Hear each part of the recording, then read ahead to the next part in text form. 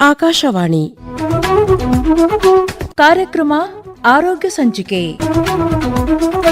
ಕೇಳುಗರೆ, ಇಂದಿನ ಆರೋಗ್ಯ ಸಂಚಿಕೆ ಕಾರ್ಯಕ್ರಮದಲ್ಲಿ ಮೆಟಾಬಾಲಿಕ್ ಆರೋಗ್ಯ ಈ ಕುರಿತು ಡಾಕ್ಟರ್ ಸಂಧ್ಯಾ ಕುಲಕರ್ಣಿ ಅವರೊಂದಿಗೆ ಸಂದರ್ಶನ ಕೇಳುತ್ತೀರಿ. ಕೇಳುಗರೆ, ಆರೋಗ್ಯವೇ ಭಾಗ್ಯ ಅನ್ನೋ ಮಾತನ್ನ ನಾವು ಕೇಳಿವಿ. ಆರೋಗ್ಯ ಸುಸ್ಥಿತಿಯಲ್ಲಿ ಇದ್ರ ಮನುಷ್ಯ ಕ್ರಿಯಾಶೀಲ ಆಗಿರ್ತಾನೆ, ಉತ್ಸಾಹಿಯಾಗಿರ್ತಾನೆ, ಹೊಸದನ್ನ ಮಾಡಬೇಕು ಅನ್ನೋ ಹುಮ್ಮಸ್ಸಿನಲ್ಲಿರ್ತಾನೆ. ಆದರೆ ಇತ್ತೀಚಿನ ದಿನಗಳಲ್ಲಿ ನಾವು ನೋಡಿದ ಹಾಗೆ ಈ ಬೊಜ್ಜು ಅನ್ನೋದು ಬಹಳ ಸಾಮಾನ್ಯ ಆಗಿಬಿಟ್ಟದ. ಮಕ್ಕಳಿಂದ ಹಿಡಿದು ವೃದ್ಧರವರೆಗೂ ನಾವು ಹೆಚ್ಚು ಬೊಜ್ಜನ್ನು ಹೊಂದಿರೋ ವ್ಯಕ್ತಿಗಳನ್ನು ನಮ್ಮ ಸುತ್ತಮುತ್ತ ನೋಡ್ತಿರ್ತೀವಿ, ಅಥವಾ ಆ ಸಮಸ್ಯೆಯನ್ನು ನಾವೇ ಅನುಭವಿಸ್ತಾ ಇರ್ತೀವಿ. ಇದಕ್ಕೆ ನಾವು ವೈದ್ಯರ ಹತ್ರ ಹೋಗಿ ಕೇಳಿದಾಗ ಅವ್ರೇನು ಹೇಳ್ತಾರೆ, ಹಾರ್ಮೋನ್ ಇಂಬ್ಯಾಲೆನ್ಸ್ ಅನ್ನೋ ಒಂದು ಶಬ್ದ ಹೇಳ್ತಾರೆ. ಇಲ್ಲದೇ ಇದ್ದರೆ ನಿಮ್ಮಲ್ಲಿ ದೈಹಿಕ ಶ್ರಮ ಇಲ್ಲ, ಅದಕ್ಕೆ ನಿಮಗೆ ಬೊಜ್ಜು ಶೇಖರಣೆ ಆಗಿದೆ ಅಂತಾರೆ. ಮತ್ತೆ ಕೇಳಿದರೆ ಮೆಟಬಾಲಿಸಮ್ ಸರಿಯಾಗಿ ವರ್ಕ್ ಮಾಡ್ತಾ ಇಲ್ಲ ಅಂತ ಹೇಳ್ತಾರೆ. ಈ ಎಲ್ಲ ಶಬ್ದಗಳಿಗೂ ಕೂಡ ನಮಗೆ ನಿಖರವಾದ ಅರ್ಥ ಮಾಹಿತಿ ಇಲ್ಲ. ಹಾಗಿದ್ರೆ ಮೆಟಬಾಲಿಕ್ ಹೆಲ್ತ್ ಕ್ಲಿನಿಕ್ ಈ ಒಂದು ಹೊಸ ವಿಷಯದ ಬಗ್ಗೆ ನಮಗೆ ಮಾಹಿತಿ ಮಾಡಿಕೊಡೋದಕ್ಕೆ ಮಧುಮೇಹ ತಜ್ಞೆ ಡಾಕ್ಟರ್ ಸಂಧ್ಯಾ ಕುಲಕರ್ಣಿ ಅವರು ನಮ್ಮ ಜೊತೆಗಿದ್ದಾರೆ. ನಮಸ್ಕಾರ ಸಂಧ್ಯಾ ಕುಲಕರ್ಣಿ ಅವರು. ನಮಸ್ಕಾರ. ಈಗ ಬೊಜ್ಜು ಇದು ಒಂದು ದೊಡ್ಡ ಸಮಸ್ಯೆ. ಎಲ್ಲರೂ ಈ ಸಮಸ್ಯೆಯಿಂದ ಬಳಲ್ತಾ ಇರ್ತಾರೆ.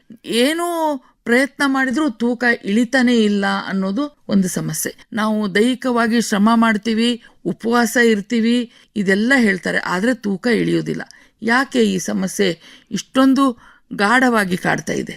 ಈಗ ನಾವು ಬೊಜ್ಜು ಅಥವಾ ಒಬೆಸಿಟಿ ಅಂತಂದ್ರೆ ಬರೀ ಊಟ ಮತ್ತು ವ್ಯಾಯಾಮ ಅಥವಾ ಉಪವಾಸ ಮತ್ತು ವ್ಯಾಯಾಮ ಸರಿತ್ನಾಗ ಮಾಡ್ತೀವಿ, ಆದ್ರೆ ನಮ್ಮ ತೂಕ ಇಳಿತಾ ಇಲ್ಲ ಅಂತಂದ್ರೆ ಬೊಜ್ಜಿಗೆ ಬರೀ ಇವೆ ಎರಡೇ ಕಾರಣ ಇಲ್ಲ. ನೀವು ಮೊದಲು ಹೇಳದಂತೆ ಇದ್ರೊಳಗೆ ಸಾಕಷ್ಟು ಹಾರ್ಮೋನಲ್ ಪ್ರಾಬ್ಲಮ್ಸ್ ಕೂಡ ಇರ್ತವೆ. ಬಟ್ ಇತ್ತೀಚೆಗೆ ನಾವು ಏನು ನೋಡ್ತೀವಿ, ಇಡೀ ಜಗತ್ತಿನಾಗೆ ಬೊಜ್ಜಿನ ಪ್ರಮಾಣ ಅಥವಾ ಒಬೆಸಿಟಿ ಪ್ರಮಾಣ ಜಾಸ್ತಿ ಆಗಿದೆ.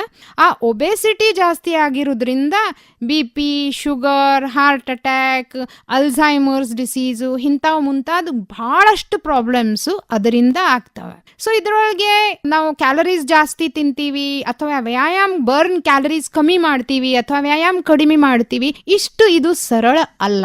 ಬೊಜ್ಜು ಇದು ಒಂದು ಮೆಟಬಾಲಿಕ್ ಪ್ರಾಬ್ಲಮ್ ಅದ.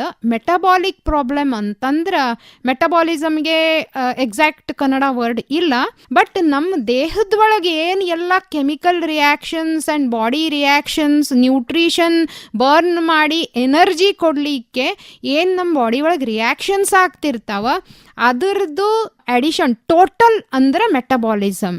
ಸೊ ಯಾವುದರೇ ಒಂದು ಕ್ರಿಯೆ ನಮ್ಮ ದೇಹದ ಒಳಗೆ ತಪ್ಪಿತು ಅಂತಂದ್ರೆ ಮೆಟಬಾಲಿಸಮ್ ತಪ್ತದ. ಅದ್ರ ಮುಂದೆ ಮೆಟಬಾಲಿಸಮ್ ತಪ್ತು ಅಂತಂದ್ರೆ ಒಬೆಸಿಟಿ, ಬ್ಲಡ್ ಪ್ರೆಷರ್, ಡಯಾಬಿಟೀಸ್ ಇಂಥವು ಪ್ರಾಬ್ಲಮ್ಸ್ ಬರ್ತವೆ. ಈಗ ಈ ಮೆಟಬಾಲಿಸಮ್ ಅಂದ್ರೆ ಇದು ಒಬ್ಬ ವ್ಯಕ್ತಿಯಲ್ಲಿ ಹೇಗೆ ನೀವು ಲೆಕ್ಕಾಚಾರ ಮಾಡಿ ಕಂಡು ಹಿಡಿತೀರಿ, ಯಾರಲ್ಲಿ ಹೆಚ್ಚಿದೆ ಯಾರಲ್ಲಿ ಕಡಿಮೆ ಇದೆ ಅಂತ? ಈಗ ಮೆಟಬಾಲಿಸಮ್ ನಮ್ದು ನಾರ್ಮಲ್ ಇತ್ತು ಅಂತಂದ್ರೆ ನಾವು ಆರೋಗ್ಯವಂತರಾಗಿರ್ತೀವಿ ಅಂತಂದ್ರೆ ಒಂದು ನಮ್ಗೆ ಸರಿತ್ನಾಗ ಓಡಾಡ್ಲಿಕ್ಕೆ ಬರ್ತದ, ಎರಡನೇದು ನಮ್ಮ ತೂಕ ನಿಯಂತ್ರಣ ಒಳಗೆ ಇರ್ತದ, BP, ಶುಗರು ಕರೆಕ್ಟ್ ಇರ್ತವೆ, ನಮ್ಮ ಕೊಲೆಸ್ಟ್ರಾಲ್ ಲೆವೆಲ್ಸು ಕರೆಕ್ಟ್ ಇರ್ತವೆ, ನಮ್ಮ ಲಿವರ್ನ್ಯಾಗ ಫ್ಯಾಟ್ ಡಿಪಾಸಿಷನ್ ಇರುವುದಿಲ್ಲ. ಆಮೇಲೆ ಎಲ್ಲಾರ್ಗಿಂತ ಜಾಸ್ತಿ ಮಹತ್ವದ್ದು ಅಂತಂದ್ರೆ ನಮ್ಮ ಆಹಾರ ಶೈಲಿ ಸರಿ ಇರ್ತದ ಮತ್ತು ನಮ್ಮ ಹಾರ್ಮೋನ್ಸ್ ಕೂಡ ಸರಿ ಇರ್ತವ. ಇದು ಎಲ್ಲ ಸರಿ ಇದ್ದಾಗೆ ನಮ್ಮ ದೇಹ ಅಗದಿ ಚಲೋತ್ನಾಗ ಕೆಲಸ ಮಾಡ್ತಿರ್ತದ. ಅವಾಗ ನಾವು ನಮ್ಮ ಮೆಟಬಾಲಿಸಮ್ ಚಲೋ ಅದ ಅಂತ ಹೇಳ್ತೀವಿ. ನಾ ಆಗ ಹೇಳಿದ್ನಲ್ಲ, ಇದ್ರೊಳಗಿಂದ ಯಾವುದರೇ ಒಂದು ಕ್ರಿಯೆ ನಮ್ಮ ಮೆಟಬಾಲಿಸಮ್ನಾಗ ಹೆಚ್ಚು ಕಡಿಮೆ ಆತು ಅಂತಂದ್ರೆ ನಮ್ಮ ಹೆಲ್ತ್ ಸರಿ ಉಳಿಯುವುದಿಲ್ಲ. ಅವಾಗ ನಮ್ಮ ಮೆಟಬಾಲಿಸಮ್ ಇಸ್ ಫಾಲ್ಟಿ ಅಂತ ನಾವು ಹೇಳ್ತೀವಿ. ಈಗ ಡಾಕ್ಟರ್ ಸಂಧ್ಯಾ ಅವರ, ಮೆಟಬಾಲಿಸಮ್ ಫಾಲ್ಟಿ ಅಂತ ಅನ್ನುವಾಗ ಆ ವ್ಯಕ್ತಿಯಲ್ಲಿ ಏನು ಲಕ್ಷಣಗಳು ಕಂಡು ಬರ್ತಾವ? ಸರ್ವಸಾಮಾನ್ಯವಾಗಿ ನಮ್ಮ ದೇಶದ ಒಳಗೆ ಫಾಲ್ಟಿ ಮೆಟಬಾಲಿಸಮ್ನಾಗ ಫಸ್ಟ್ ಬರೋದು ಡಯಾಬಿಟೀಸು, ಬ್ಲಡ್ ಪ್ರೆಷರು, ಬೊಜ್ಜು, ಆಮೇಲೆ ಥೈರಾಯ್ಡ್ ಪ್ರಾಬ್ಲಮ್ಸು ಮತ್ತು ಮೆಂಟಲ್ ಹೆಲ್ತ್ ಇಶ್ಯೂಸ್ ಕೂಡ ಭಾಳಷ್ಟು ನಾವು ಇತ್ತಿತ್ತಲಾಗಿ ನೋಡ್ತೀವಿ. ಈಗ for example depression, Alzheimer's disease, ಇವು ಎಲ್ಲ ಮೆಟಬಾಲಿಕ್ ಹೆಲ್ತ್ ಪ್ರಾಬ್ಲಮ್ಸ್ ಇನ್ನ ಆಗುವ ಕಂಡೀಷನ್ಸ್ ಅವ. ಈಗ ಈ ತರದ ಮೆಟಾಬಾಲಿಕ್ ಡಿಸಾರ್ಡರ್ಸ್ ನಮ್ಮಲ್ಲಿ ಕಂಡು ಬಂದಾಗ ತಕ್ಷಣದಲ್ಲಿ ನಾವು ಯಾವ ವೈದ್ಯರನ್ನ ಕಾಣಬೇಕು ಅಂತ ಹೇಳ್ತೀವಿ? ಈಗ ಎಲ್ಲಾ ದೊಡ್ಡ ದೊಡ್ಡ ಊರ ಒಳಗ ಮೆಟಾಬಾಲಿಕ್ ಹೆಲ್ತ್ ಫಿಸಿಷಿಯನ್ಸ್ ಅಂತ ಹೇಳಿ ಇರ್ತಾರೆ. ಪ್ರತಿಯೊಂದು ಸಿಂಪ್ಟಮ್ಗೆ ಅಥವಾ ಪ್ರತಿಯೊಂದು BP ಬಂದ ಕೂಡಲೇ BP ಗುಳಿಗೆ ಕೊಡಂಗಿಲ್ಲ, ಶುಗರ್ ಬಂದ ಕೂಡಲೇ ಇಮಿಡಿಯೇಟ್ಲಿ ಶುಗರ್ ಟ್ಯಾಬ್ಲೆಟ್ಸ್ ಸ್ಟಾರ್ಟ್ ಮಾಡೋದಿಲ್ಲ. ಇದಕ್ಕೆ ಏನು ಕಾರಣ ಆಗಿದೆ ಅಂತ ಹೇಳಿ ಹುಡುಕ್ತೀವಿ. ಬಹಳಷ್ಟು ಸರಿ 99% ಆಹಾರ ಫಾಲ್ಟಿ ಇರೋದ್ರಿಂದ ಹಲವಾರು ಪ್ರಾಬ್ಲಮ್ಸ್ ಮೆಟಬಾಲಿಸಮ್ನಾಗ ಆಗ್ತಾವ. ಬಾಡಿ ರೆಸ್ಪಾನ್ಸಸ್ ತಪ್ತಾವ. ನಾವು ಆಹಾರ ತಪ್ಪು ತಗೊಂಡ್ರೆ ಬಾಡಿ ನ್ಯಾಚುರಲ್ ರೆಸ್ಪಾನ್ಸಸ್ ಇರುವುದನೇ ಇಲ್ಲ, ಅಬ್ನಾರ್ಮಲ್ ರೆಸ್ಪಾನ್ಸಸ್ ಇರ್ತಾವ. ಇದ್ರೊಳಗೆ ಬಹಳ ಮಹತ್ವದ್ದು ಅಂತಂದ್ರೆ ಇನ್ಸುಲಿನ್ ರೆಸ್ಪಾನ್ಸ್ ಬಾಡಿದು ಬಹಳ ಹೈಪರ್ ಆಗಿ ಹೈಪರ್ ಇನ್ಸುಲಿನೇಮಿಯಾ ಅಂತ ಹೇಳಿ ಒಂದು ಸ್ಟೇಟ್ ಬರ್ತದ. ಹೈಪರ್ ಇನ್ಸುಲಿನೇಮಿಯಾ ಯೂಶುವಲಿ ಡಯಾಬಿಟಿಸ್ ಬರೋಕ್ಕಿಂತ ಒಂದು 5-6 ವರ್ಷನೇ ಮೊದಲು ಗೊತ್ತಾಗ್ತಿರ್ತದ. ಬಟ್ ಸಾಮಾನ್ಯವಾಗಿ ಈ ಟೆಸ್ಟ್ ಯಾರೂ ಮಾಡೋದಿಲ್ಲ. ಇನ್ಸುಲಿನ್ ಪ್ರಮಾಣ ಲಿಮಿಟ್ಗಿಂತ ಜಾಸ್ತಿ ಇತ್ತು ಅಂತಂದ್ರೆ ಬೊಜ್ಜು ಬರೋದು, ಮುಂದೆ ಶುಗರ್ ಬರೋದು, ಕಾರ್ಡಿಯೋವ್ಯಾಸ್ಕ್ಯುಲರ್ ಪ್ರಾಬ್ಲಮ್ಸ್ ಅಥವಾ ಹಾರ್ಟ್ ಪ್ರಾಬ್ಲಮ್ಸ್, ಕಿಡ್ನಿ ಪ್ರಾಬ್ಲಮ್ಸ್, ಇಂಥವು ಎಲ್ಲ ಬಹಳಷ್ಟು ಪ್ರಾಬ್ಲಮ್ಸು ಸ್ಟಾರ್ಟ್ ಆಗ್ತವೆ. ಈಗ ಡಾಕ್ಟ್ರೆ, ಅಂದ್ರೆ ಎಲ್ಲಕ್ಕೂ ಮೂಲ ಕಾರಣ ನಾವು ಸೇವಿಸುವ ಆಹಾರ ಕ್ರಮ ಅಂತ ಹೇಳಿದ್ರಿ. ಅಂದ್ರೆ ಈ ನಮ್ಮ ಮೆಟಬಾಲಿಕ್ ಆಕ್ಟಿವಿಟೀಸು ಕರೆಕ್ಟ್ ಆಗಿರ್ಬೇಕು ಅಂತಂದ್ರೆ ನಮ್ಮ ಆಹಾರ ಸೇವಿಸುವ ಕ್ರಮ ಹೇಗಿರ್ಬೇಕು ಅಂತ ಹೇಳ್ತೀರಿ? ಈಗ ಸಾಮಾನ್ಯವಾಗಿ ನಾವು ಅನ್ಕೊಂಡಂಗ ಆಹಾರದೊಳಗ 3 ವಿಶೇಷ ಘಟಕ ಇರ್ತಾವ. ಒಂದು ಅಂದ್ರೆ ಕಾರ್ಬೋಹೈಡ್ರೇಟ್ಸ್, ಅಂದ್ರೆ ಇವು ಗ್ರೇನ್ಸ್ ನಾವೇನ್ ತಗೋತೀವಿ, ಅಕ್ಕಿ, ಗೋಧಿ, ಜೋಳ, ರಾಗಿ ಎಟ್ಸೆಟ್ರಾ. ಆಮೇಲೆ ಫ್ಯಾಟ್ ಅಂತ ಹೇಳಿ ಇರ್ತದ. ನಾವು ಎಣ್ಣೆ ಅಥವಾ ತುಪ್ಪ, ಬೆಣ್ಣೆ ಇವೇನು ಉಪಯೋಗಿಸ್ತೀವಿ ಇದಕ್ಕೆ ನಾವು ಫ್ಯಾಟ್ ಅಂತ ಹೇಳಿ ಅಂತೀವಿ. ಮತ್ತು ಪ್ರೋಟೀನ್ ಅಂತ ಹೇಳಿ ಇರ್ತದೆ. ಸೊ ಇವು 3 ಬಿಲ್ಡಿಂಗ್ ಬ್ಲಾಕ್ಸ್ ಅಂತ ಹೇಳಿ ನಮ್ಗೆ ಮೊದಲಿಂದ ಕಲಿಸಿದ್ದಾರೆ. ಬಟ್ ಇತ್ತಿತ್ತಲಾಗೆ ನಾವು ಏನು ಹೇಳ್ತೀವಿ ಅಂತಂದ್ರೆ ಮೋಸ್ಟ್ ಆಫ್ ದ ಇಂಡಿಯನ್ಸ್ 90% ಇಂಡಿಯನ್ಸ್ಗೆ ಪ್ರೋಟೀನ್ ಡೆಫಿಷಿಯನ್ಸಿ ಇರ್ತದೆ. ಸಾಮಾನ್ಯವಾಗಿ ಸರ್ವಸಾಧಾರಣವಾಗಿ minimum 1 gram per kg body weight ಇದು ಪ್ರೋಟೀನ್ ನಮ್ಮ ದೇಹದೊಳಗೆ ಇರಬೇಕು, ನಮ್ಮ ಆಹಾರದೊಳಗೆ ಇರಬೇಕು. 90% ಇಂಡಿಯನ್ಸ್ ಇಷ್ಟು ಪ್ರೋಟೀನ್ ತಗೊಳ್ಳೋದನೇ ಇಲ್ಲ. ನಮ್ದು ವೆಜಿಟೇರಿಯನ್ ಡಯಟ್ ಇರ್ತದೆ ಸಾಮಾನ್ಯವಾಗಿ, ಮತ್ತು ವೆಜಿಟೇರಿಯನ್ ಡಯಟ್ನಾಗ ಕಾರ್ಬೋಹೈಡ್ರೇಟ್ ಪ್ರಮಾಣ ಬಹಳ ಜಾಸ್ತಿ ಇರ್ತದೆ. ಲೇಟೆಸ್ಟ್ ಸ್ಟಡಿ ಪ್ರಕಾರ ಕಾರ್ಬೋಹೈಡ್ರೇಟು ಅಥವಾ ಸಕ್ರಿ ತಯಾರು ಮಾಡುವಂಥ ಪದಾರ್ಥಗಳು ಆಹಾರದ ಒಳಗೆ ಬಹಳ ಕಡಿಮೆ ಇರಬೇಕು. ಸೊ ಇಲ್ಲೇ ಒಂದು ವ್ಯತ್ಯಾಸದ. ಮೊದಲಿನ ಹಿಡಿದು ನಾವೇನು ಕಲ್ಕೊಂಡು ಬಂದಿದ್ವಿ ಅಂದ್ರೆ ಅಮೇರಿಕನ್ ಡಯಟ್ ನಾವು ಫಾಲೋ ಮಾಡ್ತಿದ್ವಿ, ಅದರೊಳಗೆ 60% ಕಾರ್ಬೋಹೈಡ್ರೇಟ್ಸ್ ಇರ್ತವೆ. ಈಗ ನಾವು ಅಷ್ಟು ಕಾರ್ಬೋಹೈಡ್ರೇಟ್ಸ್ ಬೇಡ, ಅದರಿಂದ ಡಯಾಬಿಟೀಸು ಮತ್ತು ಮುಂತಾವು ಪ್ರಾಬ್ಲಮ್ಸ್, ಮೆಟಬಾಲಿಕ್ ಹೆಲ್ತ್ ಪ್ರಾಬ್ಲಮ್ಸ್ ಬರೋ ಸಾಧ್ಯತೆ ಬಹಳ ಜಾಸ್ತಿ ಇರ್ತದ ಅಂತ ಹೇಳಿ ನಾವು ಲೋ ಕಾರ್ಬ್ ನ್ಯೂಟ್ರಿಷನ್ಗೆ ಬಹಳಷ್ಟು ಇಂಪಾರ್ಟೆನ್ಸ್ ಕೊಡ್ತೀವಿ. ಮತ್ತು ಫ್ಯಾಟ್ ಸಾಮಾನ್ಯವಾಗಿ ಒಂದು ಏನು ಮೂಢನಂಬಿಕೆ ಏನಿದೆ ಆಹಾರದೊಳಗಂದ್ರೆ ಫ್ಯಾಟ್ ತಿಂದ್ರೆ ಫ್ಯಾಟ್ ಆಗ್ತಾರ ಅಂತ ಹೇಳಿ, ಅದು ಬಹಳ ತಪ್ಪದ. ರಾಂಗ್ ಫ್ಯಾಟ್ ತಿಂದ್ರೆ ಫ್ಯಾಟ್ ಆಗ್ತಾರೆ, ರೈಟ್ ಫ್ಯಾಟ್ ತಿಂದ್ರೆ ಫ್ಯಾಟ್ ಆಗುವುದಿಲ್ಲ. ರೈಟ್ ಫ್ಯಾಟ್ ಅಥವಾ ಸ್ಯಾಚುರೇಟೆಡ್ ಫ್ಯಾಟ್ ಏನಂತೀವಿ ನಾವು, ಸ್ಯಾಚುರೇಟೆಡ್ ಅಂದ್ರೆ ಸಾಮಾನ್ಯವಾಗಿ ತಾಪಮಾನ ಸಾಮಾನ್ಯ ಇದ್ದಾಗ ಗಟ್ಟಿ ಯಾವ ಫ್ಯಾಟ್ಸ್ ಇರ್ತಾವ, ಫಾರ್ ಎಕ್ಸಾಂಪಲ್ ಬೆಣ್ಣೆ, ತುಪ್ಪ, ಕೊಬ್ಬರಿ ಎಣ್ಣೆ, ಇಂಥವು ಎಲ್ಲ ಸ್ಯಾಚುರೇಟೆಡ್ ಫ್ಯಾಟ್ಸ್ ಏನಿರ್ತಾವ ಅವು ಬಹಳ ಹೆಲ್ದಿ ಇರ್ತಾವ. ಅವು ನಮ್ಮ ಬ್ರೇನು ಮತ್ತು ನಮ್ಮ ಇಡೀ ಶರೀರಕ್ಕೆ ಯೂಸ್ ಮಾಡಲಿಕ್ಕೆ ಅದು ನಂಬರ್ 1 ನ್ಯೂಟ್ರಿಷನ್ ಇರ್ತದೆ.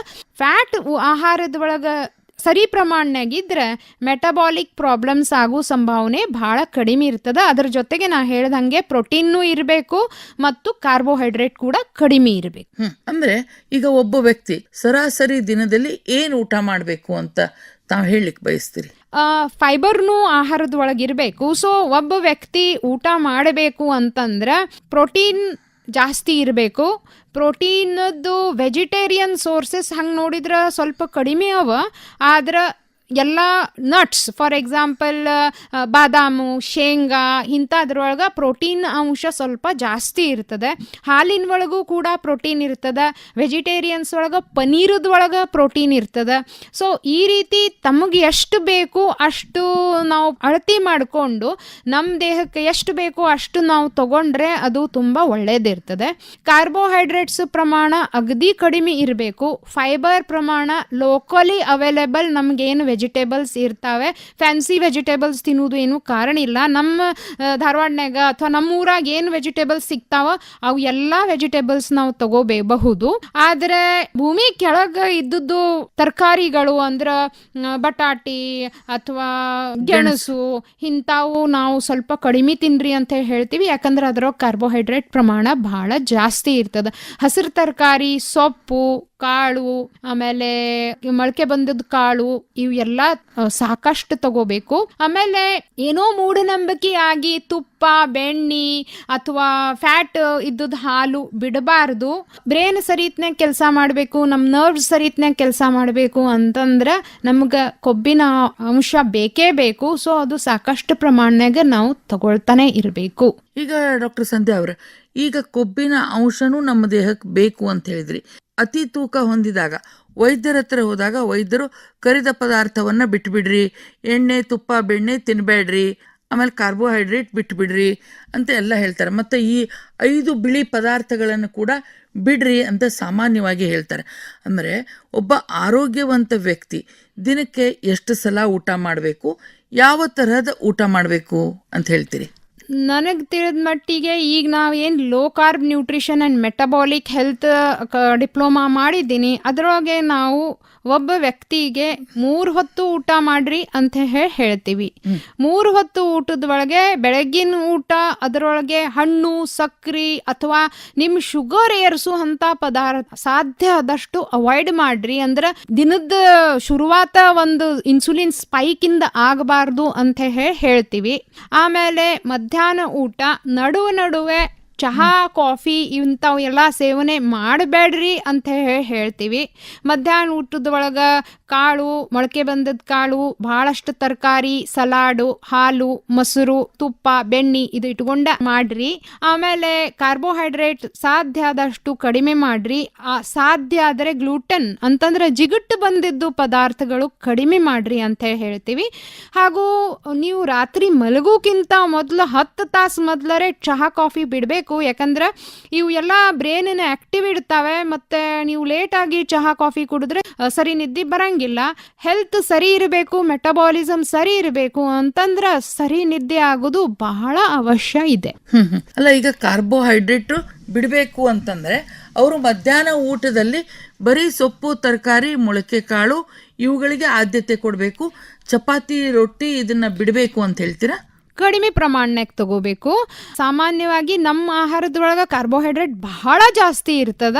ಒಮ್ಗಿಲೆ ಕಾರ್ಬೋಹೈಡ್ರೇಟ್ ಬಿಡ್ಲಿಕ್ಕೆ ಬರುವುದಿಲ್ಲ. ಆಮೇಲೆ ಪೂರ್ತಿ ಕಾರ್ಬೋಹೈಡ್ರೇಟ್ ಬಿಡುವುದು ಬಹಳ ಸರಿ ಸಾಧ್ಯನೂ ಇರುವುದಿಲ್ಲ.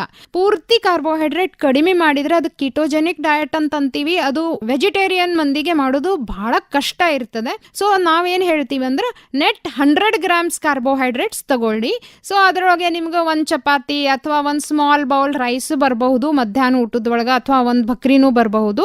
ಹಾಗೆ ರಾತ್ರಿ ಊಟದೊಳಗೂ ಅಷ್ಟು ನೀವು ತಗೋಬಹುದು. ಅದಕ್ಕೇನು ಪ್ರಾಬ್ಲಮ್ ಬರೋದಿಲ್ಲ. ಆದ್ರೆ ಟೋಟಲಿ ಕಾರ್ಬ್ಸ್ ಬಿಡ್ರಿ ಅಂತಂದ್ರೆ ತುಂಬಾ ಕಷ್ಟ ಆಗ್ತದೆ.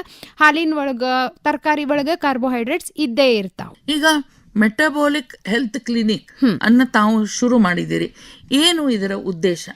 ಬಹಳಷ್ಟು 99% ಮಂದಿಗೆ ಮೆಟಬಾಲಿಸಮ್ ಸರಿನೇ ಇರುವುದಿಲ್ಲ. ಸೊ ಮೆಟಬಾಲಿಸಮ್ ನಾವು ಆಹಾರ ಮೂಲಕ ಹೆಂಗೆ ಸರಿ ಮಾಡ್ಕೋಬಹುದು ಅದು ನಾವು ಅಲ್ಲೇ ಕಲಿಸ್ಕೊಡ್ತೀವಿ. ಈಗ ನಾನು ಹೇಳಿದೆ ಡಯಾಬಿಟಿಸ್ ಬಹಳ ಕಾಮನ್ ಅದ. ಅದರ ಜೊತೆಗೆ ವಿಟಮಿನ್ B12 ಡೆಫಿಷಿಯನ್ಸಿ ಮತ್ತು ವಿಟಮಿನ್ D ಡೆಫಿಷಿಯನ್ಸಿನೂ ಬಹಳ ಕಾಮನ್ ಅದ. ಸೊ ನಾವು ನಮ್ಮ ಆಹಾರದ ಒಳಗೆ ಏನು ಸೇವನೆ ಮಾಡಿ ನಾವು ನಮ್ಮ ಮೆಟಬಾಲಿಕ್ ಹೆಲ್ತನ್ನು ಹೆಂಗೆ ಸರಿ ಮಾಡಬೇಕು ಅಂತ ನಾವು ಹೇಳ್ಕೊಡ್ತೀವಿ. ಅದರೊಳಗೆ ಡಯಾಬಿಟಿಸ್ ರಿವರ್ಸಲ್ ಅಂದ್ರೆ ಡಯಾಬಿಟಿಸ್ ಪೂರ್ತಿ ಹೋಗಿಸೋದು ಸಾಧ್ಯ ಇರ್ತದೆ.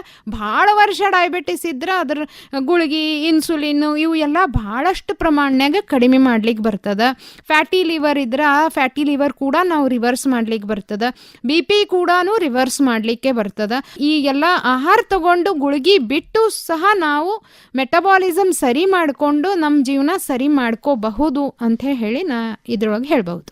ಈಗ ಈ ಮೆಟಬಾಲಿಸಮ್ ಸರಿ ಮಾಡ್ಕೊಳ್ಬಹುದು ಅಂತ ತಾವು ಹೇಳಿದ್ರಿ, ಅದಕ್ಕೇನಾದ್ರೂ ವಿಶೇಷ ಪರೀಕ್ಷೆಗಳು ಈ ತರ ಇರ್ತದ? ಅಂದ್ರೆ ಒಬ್ಬ ಪೇಷಂಟ್ ತಮ್ಮ ಹತ್ರ ಬಂದಾಗ ಹೇಗೆ ನೀವು ಅವ್ರನ್ನ ಸ್ಟಡಿ ಮಾಡ್ತೀರಿ? ಫಸ್ಟ್ ಅಂದ್ರೆ basic test like sugar, BP ಇವು ಎಲ್ಲ ಚೆಕ್ ಮಾಡ್ತೀವಿ, ಕೊಲೆಸ್ಟ್ರಾಲ್ ಲೆವೆಲ್ಸ್ ಇವು ಎಲ್ಲ ಚೆಕ್ ಮಾಡ್ತೀವಿ, ಹಾಗೂ ಇನ್ಸುಲಿನ್ ಪ್ರಮಾಣ ಪೇಷಂಟ್ ಒಳಗೆ ಎಷ್ಟದ ಅದನ್ನೂ ಸಹ ನಾವು ನೋಡ್ತೀವಿ. ಅದು ನೋಡಿದ್ಮೇಲೆ ಕೆಲವೊಂದು ಐಡಿಯಾ ಬರ್ತಾವೆ ಹೆಂಗೆ ಬಾಡಿ ಒಳಗೆ ಎಷ್ಟು ಇನ್ಫ್ಲಮೇಷನ್ ಅದ ಅಂತೇಳಿ. ಆಮೇಲೆ ಕೆಲವೊಂದು ಪೇಷಂಟ್ ಮೇಲೆ ಅವಲಂಬಿಸಿರ್ತದೆ ಯಾವ ಸ್ಪೆಷಲ್ ಟೆಸ್ಟ್ ಮಾಡಬಹುದು ಅಂತ ಹೇಳಿ. ಒಬ್ಬರಿಗೆ ಅಂತ ಹೇಳಿ ಫಿಕ್ಸ್ಡ್ ಇರಂಗಿಲ್ಲ, ಪೇಷಂಟ್ ಕಂಡೀಷನ್ ಏನದ ಅದು ನೋಡಿ ಕೆಲವೊಂದು ಸ್ಪೆಷಲ್ ಟೆಸ್ಟ್ ಕೂಡ ಮಾಡಿ ಅವ್ರಿಗೆ ಯಾವ್ಯಾವ ಡೆಫಿಷಿಯನ್ಸೀಸ್ ಅವ ಅದು ನೋಡಿಕೊಂಡು ನಾವು ಮೆಟಬಾಲಿಕ್ ಹೆಲ್ತ್ ಇಂಪ್ರೂವ್ ಮಾಡ್ತೀವಿ. ಈಗ ಡಾಕ್ಟರ್ ಸಂಧ್ಯಾ ಅವರೇ, ಒಬ್ಬ ಪೇಷಂಟ್ ತಮ್ಮ ಹತ್ರ ಬಂದಾಗ ವಿವಿಧ ರೀತಿಯ ಡಿಫೆಕ್ಟ್ಸು ಇದ್ದಿರಬಹುದು. ಅಂದರೆ ಅವರ ಮೆಟಬಾಲಿಸಮ್ ಸರಿಯಾಗಿ ಕೆಲಸ ಮಾಡದೇ ಇರಬಹುದು, ಅಥವಾ ಈ ನಮ್ಮ ವಿಟಮಿನ್ಗಳಾದ D3, B12 ಇದ್ರದ್ದು ಹೆಚ್ಚು ಕಡಿಮೆ ಇದ್ದಿರಬಹುದು. ಒಬ್ಬ ವ್ಯಕ್ತಿ ಸರಿ ಆಗ್ಲಿಕ್ಕೆ ಎಷ್ಟು ಕಾಲಾವಧಿ ಬೇಕಾಗ್ತದೆ? ಸರಿ ಆಗ್ಲಿಕ್ಕೆ ಅವರು ಆಹಾರ ಸರಿ ಪದ್ಧತಿನಾಗ ತಗೊಂಡು ನ್ಯೂಟ್ರಾಸ್ಯೂಟಿಕಲ್ಸ್ ತಗೊಂಡು ಗುಳಿಗೆ ತಗೊಳ್ಳಾರದೆ 3 ರಿಂದ 6 ತಿಂಗಳು ಬೇಕಾಗ್ತವೆ. ಅಂದ್ರೆ ಈ ನಿಮ್ಮ ಮೆಟಬಾಲಿಕ್ ಹೆಲ್ತ್ ಕ್ಲಿನಿಕ್ ಅಲ್ಲಿ ಔಷಧಿ ಸೇವನೆ ಇಲ್ವೇ ಇಲ್ಲ? ಇಲ್ಲ, ಔಷಧಿ ಸೇವನೆ ಇಲ್ಲ. ಇದ್ದುದ್ದು ಔಷಧ ಕೂಡ ನಾವು ಕಡಿಮೆ ಮಾಡಿ ಬಿಡಿಸೋ ಪ್ರಯತ್ನ ಮಾಡ್ತೀವಿ. ಅಂದ್ರೆ ಬರೀ ನಾವು ಸೇವಿಸುವ ಆಹಾರ ಪದಾರ್ಥ, ನಮ್ಮ ಜೀವನ ಶೈಲಿ ಇದನ್ನ ಮಾತ್ರ ನೀವು ಪರಿಗಣಿಸ್ತೀರಿ? ಹೌದು. ಸಾಮಾನ್ಯವಾಗಿ ಯಾರಲ್ಲಿ ಈ ಡಿಫೆಕ್ಟಿವ್ ಮೆಟಬಾಲಿಸಮ್ ಕಂಡು ಬರ್ತದೆ? ಈಗ for example mental health illnesses ಈಗ ಎಷ್ಟು ಜಾಸ್ತಿ ಆಗ್ತಾವ. ಈಗ ಡಿಪ್ರೆಷನ್ ಬರುವುದು, ಅಥವಾ ಸಿಜೋಫ್ರೇನಿಯಾ ಬರುವುದು, ಇವು ಎಲ್ಲ, ಅಥವಾ ಸಿಟ್ಟು ಬಹಳ ಬರುವುದು, ಇವು ಎಲ್ಲದಕ್ಕೂ ರೂಟ್ ಕಾಸ್ ಮೆಟಬಾಲಿಕ್ ಇಲ್ನೆಸ್ ಅಂತ ಹೇಳಿ ನಾವು ಅಂತೀವಿ. ಮತ್ತು ಇದು ಆ್ಯಕ್ಚುಲಿ ಪ್ರೂವ್ ಕೂಡ ಆಗ್ಯದ. ಈಗ ಅಲ್ಝೈಮರ್ಸ್ ಡಿಸೀಸ್ ಅಂತ ಹೇಳಿ ನಾ ಆಗಾಳೆ ಹೇಳಿದೆ ನಿಮಗೆ. ಇದ್ರೊಳಗೆ ಮನುಷ್ಯನ ನೆನಪಿನ ಶಕ್ತಿ ಪೂರ್ತಿ ಹೋಗ್ಬಿಟ್ಟು ಒಂದು ಸಣ್ಣ ಮಗು ಥರ ದೊಡ್ಡವರಾಗ್ಬಿಟ್ಟಿರ್ತಾರೆ. ಎಲ್ಲಿದ್ದೀವಿ, ಏನಿದ್ದೀವಿ, ಉಂಡಿವೋ ತಿಂದಿವೋ ಇಲ್ಲೋ ಅದನ್ನೂ ನೆನಪಿರಂಗಿಲ್ಲ. ಸೊ ಇದಕ್ಕೆ ನಾವು ಮೆಟಬಾಲಿಕ್ ಹೆಲ್ತ್ ಪ್ರಾಬ್ಲಮ್ ಅಂತ ಹೇಳ್ತೀವಿ. ಇದಕ್ಕೆ ಟೈಪ್ 3 ಡಯಾಬಿಟಿಸ್ ಅಂತೂ ಅಂತ ಹೇಳ್ತೀವಿ. ಮತ್ತು ಎಲ್ಲರಿಗಿಂತ ಕಾಮನ್ ಮೆಟಬಾಲಿಕ್ ಪ್ರಾಬ್ಲಮ್ ಇದು ಡಯಾಬಿಟಿಸ್ ಆ್ಯಂಡ್ ಬ್ಲಡ್ ಪ್ರೆಷರ್ ಅದ. ಬಟ್ ಸಣ್ಣ ಸಣ್ಣ ಪ್ರಮಾಣನಾಗ ಎಲ್ಲರಿಗೂ ಮೆಟಬಾಲಿಕ್ ಪ್ರಾಬ್ಲಮ್ಸ್ ಇದ್ದೇ ಇರ್ತಾವ. ಲೈಕ್ ವಿಟಮಿನ್ B12 ಡೆಫಿಷಿಯನ್ಸಿ ಇರಬಹುದು, D ಡೆಫಿಷಿಯನ್ಸಿ ಇರಬಹುದು, ಇವು ಬಹಳ ಕಾಮನ್ ಅವ. ಬಟ್ ಇದ್ರ ಜೊತೆಗೆ BP ಶುಗರ್ ಇರಲೇಬೇಕು ಅಂತೇನೂ ಇಲ್ಲ. ಇದೇ ನಾವು ಕರೆಕ್ಟ್ ಮಾಡ್ಕೊಂಡ್ರೆ ಮುಂದೆ ಬೇರೆ ಪ್ರಾಬ್ಲಮ್ಸ್ ಆಗೋ ಚಾನ್ಸ್ ಕೂಡ ಕಡಿಮೆ ಆಗ್ಬಿಡ್ತದೆ. ಅಂದ್ರೆ ಇಲ್ಲಿ ನಿಮ್ಮಲ್ಲಿ ಬರುವಂತ ವ್ಯಕ್ತಿಗಳಿಗೆ ನೀವು ಒಂದು ಡಯಟ್ ಪ್ಲಾನ್ ಅನ್ನ ಹೇಳ್ಕೊಡ್ತೀರಿ? ಹೌದು. ಪೇಷಂಟಿಗೆ ಏನ್ ಡೆಫಿಷಿಯನ್ಸಿ ಅದ, ಅವ್ರಿಗೆ ಏನ್ ಆಲ್ರೆಡಿ ಮೆಟಬಾಲಿಕ್ ಹೆಲ್ತ್ ಇಶ್ಯೂಸ್ ಅವ, ಎಷ್ಟು ಸಿವಿಯರ್ ಅವ, ಅದು ನೋಡಿ ನಾವು ಅವ್ರಿಗೆ ಕ್ರಮೇಣ ಡಯಟ್ ಪ್ರೋಗ್ರಾಮ್ ಹೇಳ್ಕೊಡ್ತೀವಿ. ಅದ್ರ ಜೊತೆಗೆ ಎಕ್ಸಸೈಸು, ಡಿಸ್ಟ್ರೆಸ್ಸು ಇದೆಲ್ಲ ಹೋಲಿಸ್ಟಿಕ್ ವಾಗಿ ಹೇಳ್ಕೊಟ್ಟಿರ್ತೀವಿ. ಈಗ ತಮ್ಮ ಈ ಕ್ಲಿನಿಕ್ ಆರಂಭವಾಗಿದೆ, ಇದರ ಒಂದು ಪ್ರಗತಿ ಹೇಗಿದೆ? ಈಗ ಶುರುವಾಗಿ ಬರೇ ಒಂದು 4 ದಿವಸ ಆಗ್ಯದ. ಆಲ್ರೆಡಿ 10 ಪೇಷಂಟ್ ಬಂದೇ ಬಿಟ್ಟಾವ. ನಮ್ಗೆ ಡಯಾಬಿಟಿಸ್ ರಿವರ್ಸ್ ಮಾಡಿಕೊಡ್ರಿ, ನಮ್ಮ BP ಹೋಗಿಸ್ಕೊಡ್ರಿ, ನಂಗೆ ಇನ್ಸುಲಿನ್ ಬಂದ್ ಮಾಡಿಕೊಡ್ರಿ ಅಂತ ಹೇಳಿ, ನಂದು ಒಬೆಸಿಟಿ ಹೋಗಿಸ್ಕೊಡ್ರಿ ಅಂತ ಹೇಳಿ ಆಲ್ರೆಡಿ ಪೇಷಂಟ್ಸ್ ಬಂದಿದ್ದಾವೆ. ಇದು ಪೇಷಂಟ್ಸ್ ಕೆಲಸದ. ಪೇಷಂಟ್ದು ನಮಗೆ ಭಾಳ ಕೋಆಪರೇಷನ್ ಇದ್ರೊಳಗೆ ಬೇಕಾಗ್ತದ. ಸದ್ಯಕ್ಕಂತರೂ ಎಲ್ಲ ಪೇಷಂಟ್ ಕೋಆಪರೇಟ್ ಮಾಡ್ತಾ ಇದ್ದಾರೆ. ಅವರು ಆರಾಮಾದ ಮೇಲೆ ನನಗೆ ಇನ್ನೊಂದಿಷ್ಟು ಅದರದ್ದು ರೆಸ್ಪಾನ್ಸ್ ಹೆಂಗದ ಅಂತ ಹೇಳಿ ಗೊತ್ತಾಗ್ತದೆ. ಈಗ ಡಾಕ್ಟರ್ ಸಂಧ್ಯಾ ಅವರೇ, ಇದ್ರ ಬಗ್ಗೆ ಅಂದ್ರೆ ಈ ಮೆಟಬಾಲಿಕ್ ಹೆಲ್ತ್ ಬಗ್ಗೆ ತಾವು ವಿಶೇಷ ತರಬೇತಿ, ಪರಿಣತಿ ಏನನ್ನಾದ್ರೂ ಪಡ್ಕೊಂಡಿದ್ದೀರಾ? ಹೌದು. ಮೆಟಬಾಲಿಕ್ ಹೆಲ್ತ್ ಡಿಪ್ಲೊಮಾ ನಾನು ಮಾಡ್ಕೊಂಡಿದ್ದೀನಿ. ಆಮೇಲೆ diploma in low carb nutrition ಕೂಡ ನಾ ಮಾಡ್ಕೊಂಡಿನಿ. ಆಹಾರ ಬದಲಾವಣೆ ಮಾಡಿಕೊಂಡು ಔಷಧ ಕಡಿಮೆ ಅಥವಾ ಈ ಔಷಧ ಇಲ್ಲದೆ ಇದ್ದಾಗೂ ನಮಗೆ ಖುಷಿಯಿಂದ ಜೀವನ ಮಾಡೋದು ಸಾಧ್ಯ ಅದ ಅಂತ ಹೇಳಿ ನಾನು ಇದ್ರೊಳಗೆ ಹೇಳಲಿಕ್ಕೆ ಇಷ್ಟಪಡ್ತೀನಿ. ಯಾಕಂದ್ರೆ ಈಗ ಒಂದು ನಂಬಿಕೆ ಹೆಂಗದ ಅಂತಂದ್ರೆ, ಒಮ್ಮೆ BP ಬಂತು, ಒಮ್ಮೆ ಶುಗರ್ ಬಂತು ಅಂತಂದ್ರೆ ಅದು ಹೋಗುವುದೇನೇ ಇಲ್ಲ ಅಂತ ಹೇಳಿ ಒಂದು ನಂಬಿಕೆ ಅದ. ಟೈಪ್ 1 ಡಯಾಬಿಟಿಸ್ನಾಗ ನಮ್ಗೆ ರಿವರ್ಸ್ ಮಾಡಲಿಕ್ಕೆ ಬರೋದಿಲ್ಲ. ಬಟ್ ಟೈಪ್ 1 ಡಯಾಬಿಟಿಸ್ 1%ಗಿಂತ ಕಡಿಮೆ ಮಂದಿ ಇರ್ತಾರೆ. 99% ಟೈಪ್ 2 ಡಯಾಬಿಟಿಸ್ ಇರ್ತಾರೆ. ಆ ಡಯಾಬಿಟಿಸ್ ಅನ್ನು ನಮ್ಗೆ ಹೋಗಿಸ್ಲಿಕ್ಕೆ ಬಹಳಷ್ಟು ಪ್ರಮಾಣನಾಗ ಬರ್ತದೆ. ಮತ್ತು ಡಯಾಬಿಟಿಸ್ ಹೋತು ಅಂತಂದ್ರೆ ನಮ್ಮ ಜೀವನ ಸುಖಮಯ ಆಗೇ ಆಗ್ತದಲ್ರಿ. ಜೊತೆಗಿರು ಎಲ್ಲ ಕಾಂಪ್ಲಿಕೇಶನ್ಸ್ ಕೂಡ ಹೋಗೇ ಬಿಡ್ತಾವ. ಸೊ ಬಹಳಷ್ಟು ನಾವು ಜೀವನ ಅಂದ್ರೆ ಇನ್ನೂ ಉತ್ತಮವಾಗಿ ಇರಬಹುದು. ಧನ್ಯವಾದಗಳು ಸಂಧ್ಯಾ ಕುಲಕರ್ಣಿ ಅವರ. ತಮ್ಮ ಈ ಮೆಟಬಾಲಿಕ್ ಹೆಲ್ತ್ ಕ್ಲಿನಿಕ್ ಅದಕ್ಕೆ ಇರುವಂತ ಒಂದು ದೂರವಾಣಿ ಸಂಖ್ಯೆ ಏನಾದ್ರೂ ಇದ್ರೆ ನಮ್ಮ ಕೇಳುಗರಿಗೆ ಹೇಳಕ್ ಇಷ್ಟಪಡ್ತೀರಾ? ದೂರವಾಣಿ ಸಂಖ್ಯೆ 9916686660. ಇನ್ನೊಂದ್ಸತಿ ರಿಪೀಟ್ ಮಾಡ್ತೀರಾ? 9916686660. ಅಂದ್ರೆ ಏನಾದ್ರೂ ನಾವು ಕೇಳಬೇಕು, ಮಾಹಿತಿ ತಿಳ್ಕೊಳ್ಬೇಕು ಅಥವಾ ಒಂದು ಪ್ರೀ ಅಪಾಯಿಂಟ್ಮೆಂಟ್ ಪಡ್ಕೊಳ್ಬೇಕು ಅಂತಂದ್ರೆ ಕೇಳುಗರು ಈ ದೂರವಾಣಿ ಸಂಖ್ಯೆಗೆ ಕರೆ ಮಾಡಿ ಬರಬಹುದು. ಹೌದು ಹೌದು. ಧನ್ಯವಾದಗಳು ಸಂಧ್ಯಾ ಅವರ, ಬಹಳ ಉತ್ತಮವಾದ ಮಾಹಿತಿಯನ್ನ ನಮ್ಮ ಕೇಳುಗರಿಗೆ ಹೇಳಿದಿರಿ. ಯಾಕಂದ್ರೆ ಸದಾಕಾಲ ಸಾಯೋ ತನಕ ನಾನು ಔಷಧಿ ಮೇಲೇನೆ ಇರಬೇಕೇನೋ ಅನ್ನೋ ಒಂದು ನಿರಾಶಾ ಭಾವನೆಯನ್ನ ಹಲವಾರು ಕೇಳುಗರು ಇಟ್ಕೊಂಡಿರ್ತಾರೆ. ಔಷಧಿಯೇ ಜೀವನ ಅಲ್ಲ. ನಾವು ನಮ್ಮ ಆಹಾರ ಪದ್ಧತಿ ಮೂಲಕ, ಜೀವನ ಶೈಲಿಯ ಮೂಲಕ ಮತ್ತು ಉತ್ತಮವಾದಂಥ ನೈಸರ್ಗಿಕ ಯೋಗ, ಧ್ಯಾನ, ಪ್ರಾಣಾಯಾಮ ಇದರ ಮೂಲಕ ಉತ್ತಮ ಜೀವನ ನಡೆಸಬಹುದು ಅನ್ನೋದನ್ನ ತಮ್ಮ ಕ್ಲಿನಿಕ್ಕಲ್ಲಿ ನೀವು ನಮ್ಮ ಕೇಳುಗರಿಗೆ ತಿಳಿಸಿಕೊಡ್ತೀನಿ ಅನ್ನೋ ಮಾತನ್ನು ಹೇಳಿದ್ರಿ. ಧನ್ಯವಾದಗಳು. ನಮಸ್ಕಾರ. ನಮಸ್ಕಾರ. ಮೆಟಾಬಾಲಿಕ್ ಆರೋಗ್ಯ ಈ ಕುರಿತು ಇದುವರೆಗೂ ಡಾಕ್ಟರ್ ಸಂಧ್ಯಾ ಕುಲಕರ್ಣಿ ಅವರೊಂದಿಗೆ ನಡೆಸಿದ ಸಂದರ್ಶನ ಕೇಳಿದಿರಿ. ಇವರನ್ನು ಸಂದರ್ಶಿಸಿದವರು ಮಂಜುಳಾ ಪುರಾಣಿಕ್.